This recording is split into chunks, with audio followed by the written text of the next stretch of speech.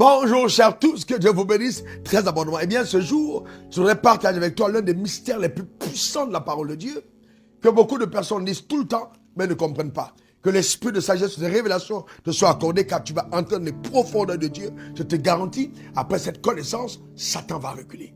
Parce que cette connaissance va te transporter dans une telle dimension de gloire, que quel que soit ce que l'enfer va forger contre toi, tu ne vas jamais abandonner. Tu sauras que tu sais que Satan ne peut rien contre ta vie parce que la bénédiction de Dieu t'a été adressée.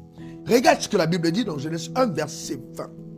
Dieu dit que les eaux produisent en abondance des animaux vivants et que les oiseaux volent sur la terre vers l'étendue du ciel.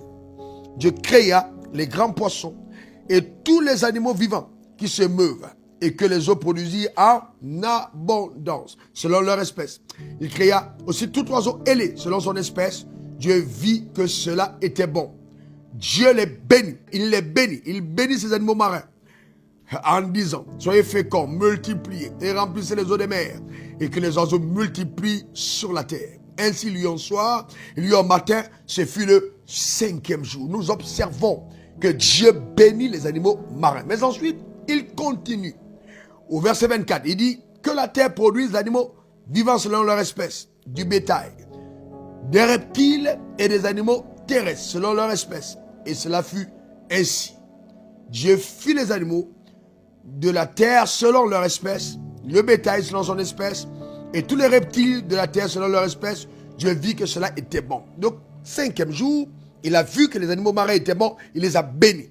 Mais le 6e jour, le jour où il va créer l'homme, il crée des animaux terrestres, il ne les a pas bénis. Nous nous rendons compte qu'après, Satan a tenté Ève et est passé par elle pour que Adam puisse totalement commettre le péché. Il est passé par un animal terrestre. Cet animal n'avait pas été béni. Ce manque de bénédiction peut dire ouvrir une brèche. Mais aussi Dieu savait, de par son omniscience, que ces animaux terrestres allaient être un facteur de déception. Et comme il est impossible pour lui de maudire ce qu'il a déjà béni, il a vu que cela était bon, mais il n'a rien fait. Dès que le serpent a réussi à séduire la femme, Dieu a maudit le serpent. Il a dit au serpent, tu ramperas. S'il avait déjà béni le serpent, il serait impossible pour lui de le maudire à nouveau. C'est pourquoi il est important que tu comprennes. Quand Dieu t'a béni, il est impossible pour lui-même de te maudire. Qui est donc ce charlatan, ce petit sorcier, cette personne du monde occulte qui peut prétendre avoir une malédiction sur ta vie? Impossible. Ce que Dieu bénit est béni éternellement. C'est pourquoi quand tu es sous un leadership inspiré, sous un loin, une personne qui porte un manteau prophétique, les moments de bénédiction sont des moments extrêmement importants. Satan sait ce que ça regorge comme puissance et force contre lui. Quand la parole de bénédiction est envoyée sur ta vie, l'enfer même ne peut plus rien faire contre toi, je te garantis. Arrête de penser que le petit sorcier du village, des petites imprécations qui sont faites par des personnes d'un pouvoir moindre, sont capables d'ébranler ta destinée. Si Dieu lui-même, quand il t'a béni, n'a plus le pouvoir de te maudire, qui peut quoi contre toi? Et vous savez que Dieu n'a jamais maudit l'homme. Hein?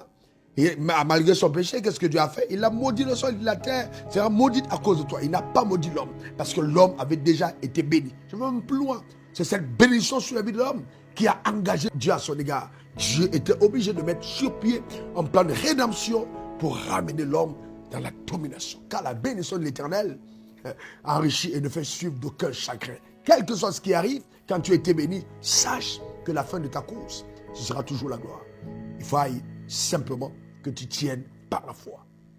Que Dieu bénisse extrêmement ta vie et que sa main soit sur toi. Que sa grâce continue de l'accompagner. S'il te plaît, n'abandonne pas cette ferme assurance que tu as en celui qui t'a créé et béni.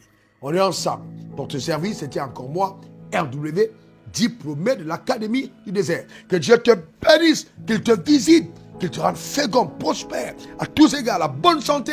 Au nom suprême de Jésus, donne-moi toi bons amen. Amen, amen, amen. Terminé. Dieu avec toi. Bye bye. Suivez le révérend sur les réseaux sociaux, Facebook, Instagram, Twitter et YouTube. Et suivez-nous en scannant le QR code.